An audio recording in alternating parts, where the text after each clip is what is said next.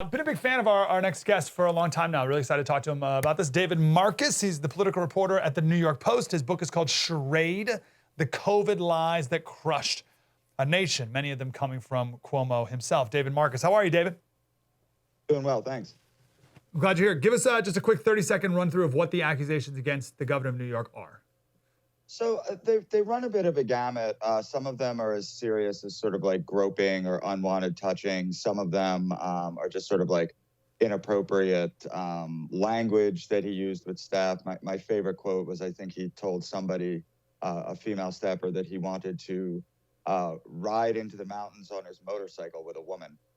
So very, very romantic stuff. But it's a lot, right? Like, this isn't a situation where we have, one solid accusation that he's trying to deal with. This is 11 different women, all alleging a range of inappropriate, potentially illegal activities.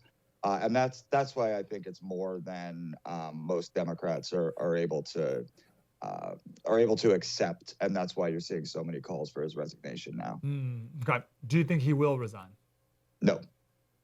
I mean, I could be wrong, but I don't think that he will. I mean, I think when you look at recent history, he's got some good examples like Northam in Virginia, where if you hold on, if you let the news cycle work its course, then you have a chance at hanging on to power. And I don't see any reason why he wouldn't do that. No. I didn't hear the press conference he gave the other day, or the speech, whatever. I did hear a clip of his apology, and I'll never do it again. But did he do something about how we're going to have new guidelines in the state about reporting sexual misconduct or something like that? Yeah, and I mean, frankly, there already were, right? I mean, he basically signed the laws that he violated, So I don't know. It was. Look, it's not an easy task. He tried a lot of approaches. He blamed it on being Italian at one point. Like Italians are touchy-feely people or something. He had that montage of himself and other people sort of giving hugs in political contexts. There's not a lot of good defenses. Look, his best defense is time. It'll take several months for an impeachment effort to happen. And political events are like planets. They have gravity. And the farther you get away from the event itself, the less gravity it has. And I think that's his only hope here. One of the pictures in his defense was him hugging his mom, which I think which wasn't a super compelling piece of evidence. Give us a little context, you're in New York, of just the obsession with Cuomo during COVID. Just like, his press conferences, winning an Emmy, book deals, just this infatuation, maybe even more so than Fauci himself. How did it look from the inside? I mean, that's the way it looked, right? There's a chapter in my book that's called something along the lines of the myth of the great leadership of Andrew Cuomo. And right off the bat, what happened was the media turned him into sort of the anti-Trump, owing actually more to his tone than to his policies, because there weren't actually all that many ways that Cuomo and Trump diverged policy-wise. But the tone was sort of the big deal.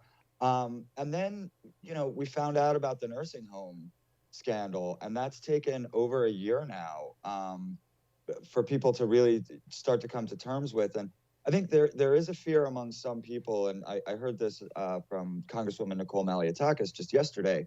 There is a fear that this is going to overshadow what happened with the nursing homes, that he'll be ushered out of office with a scandal involving these sexual harassment charges, and everyone will just forget about the nursing homes. So that's something that not just Republicans, that people concerned about that situation are worried about.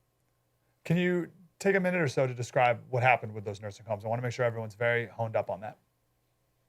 Yeah, so I mean, it's still a little unclear, although Letitia James, the same attorney general who released the report about sexual harassment, did release a report regarding the nursing homes, where it showed that it was Cuomo's office that ordered COVID positive patients into nursing homes, which apparently led to in excess of 10,000 deaths.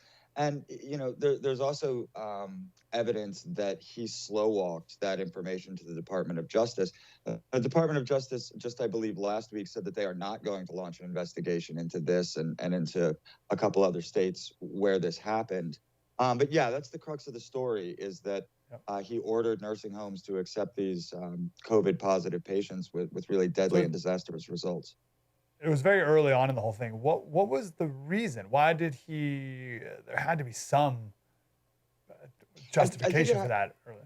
I think it had to do with hospital capacity. I think again, it's still all pretty opaque.